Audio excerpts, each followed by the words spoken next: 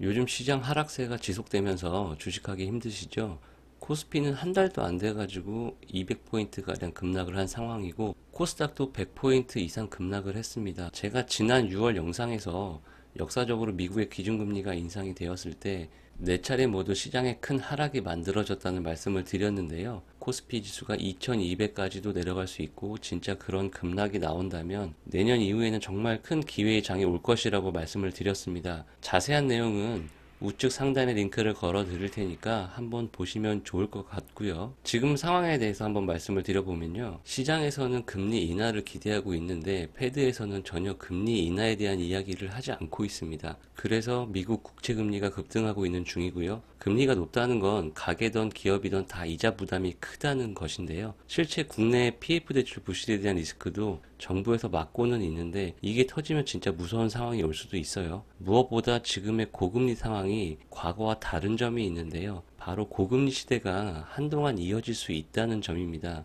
과거에는 금리를 인상해서 문제가 발생을 하면 금리를 인하하고 양적 완화 같은 정책적인 대응을 해서 시장의 유동성을 공급하면서 안정시키는 게 가능했어요. 왜냐? 인플레이션이라는 괴물이 없었거든요. 그런데 지금은 이 인플레이션 때문에 경기 침체가 예상이 돼도 금리를 쉽사리 내릴 수 없는 상황인 거죠. 중국이라도 살아나주면 모르겠는데 전혀 그렇지 못하고 있고, 미국, 중국 분쟁 중이니까 오히려 중국이 유도하고 있을 수도 있겠고요. 그래서 고금리 시대가 한동안 이어질 가능성이 있다는 말씀을 드리는 것입니다. 이런 시대를 우리 세대는 살아보지 못했습니다.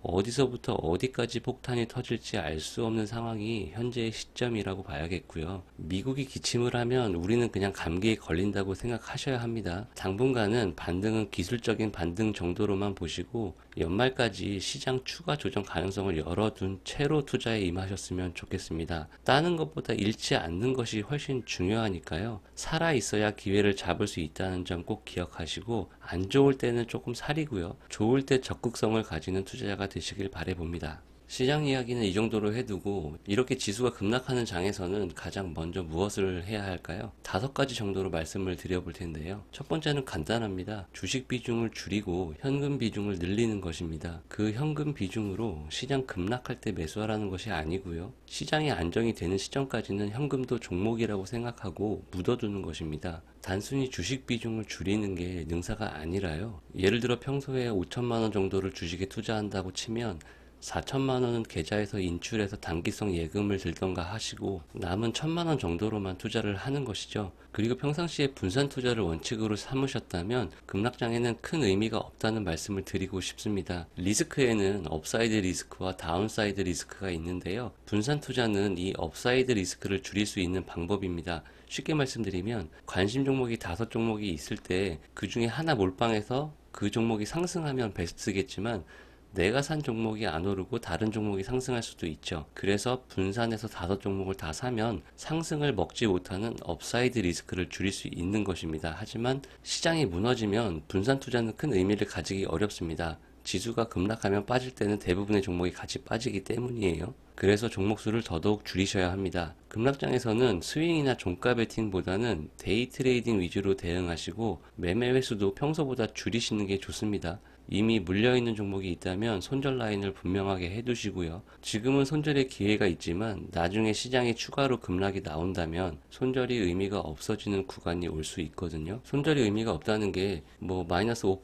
6%, 뭐 7%, 8%에서 손절은 할 수 있는데 시장에 투매가 나와버리면 마이너스 30%, 40% 이렇게 되면 손절의 의미가 없다고 봐야겠죠. 마이너스 30%에서 손절하는 것은 잘하는 대응은 아니라고 봐야겠고요. 그래서 미리미리 손절 라인을 정해두고 시장 변동성 확대에 대비를 하는 게 좋겠습니다. 결국 시장이 안 좋을 때는 평소와는 다른 대응 전략이 필요한데요. 종목들의 힘이 약하기도 하지만 반대로 단타는 더 좋을 수도 있습니다. 급락장에서의 단타 방법은 나중에 영상을 따로 만들어서 올려드리도록 하겠습니다. 자, 재미있는 이야기를 한번 해볼게요. 당신이 어떤 종목을 매수해서 수익이 났습니다. 1번, 운이 좋았다. 2번, 내가 매매를 잘했다. 3번, 시장에서 수익을 줬다. 여러분 수익이 났을 때 어떻게 생각을 하시나요? 보통 1번은 초보분들이라고 봐야겠고요. 저도 전에는 2번이라고 생각을 많이 했었는데요. 진짜 고수들은 3번이라고 생각하는 경우가 많았습니다. 아무리 좋은 재료와 차트라도 시장이 무너지면 사실 답이 없거든요. 그래서 매매할 때 시황이라는 것을 꼭 참고를 해야겠고요. 시장에 순응을 해야지 이길 수는 없다는 점도 아셔야 합니다. 그러나 잃지 않고 기다리다 보면요. 시장에서 분명히 기회를 줍니다. 지금까지 그래왔고요. 시장은 매일 열립니다. 오늘 하루가 끝인 것처럼 투자하지 마시길 바랍니다. 요약을 해보면 급락장에서는 현금 비중을 높여야 되고요. 종목당 투자 금액과 종목 수를 줄여야 됩니다. 분산 투자는 큰 의미가 없고 스윙이나 종가 베팅보다는 데이 트레이딩 위주로 대응하는 게 좋겠고, 매매 횟수도 줄이는 게 좋겠습니다. 하루에 한 번만 매매해도 괜찮아요. 매매에 절대 중독되시면 안 됩니다. 매매 횟수를 줄이면서 시장에서 기회를 줄 때까지 차분히 기다려보자, 이런 내용을 말씀드리고 싶고, 급락장에서 최저점 밑꼬리 잡아보겠다고 무리할 필요 전혀 없습니다. 먹어봐야 짧고 잃으면 크다는 점을 기억하셨으면 좋겠는데요. 차라리 장이 좋을 때 레버리지를 쓰던 집을 팔던 공격적으로 하시고요. 어차피 하락장 급락장도 영원하지 않습니다. 이런 점을 생각하시고 기다리면 시장은 기회를 줄 것이라는 점을 믿으시기 바랍니다.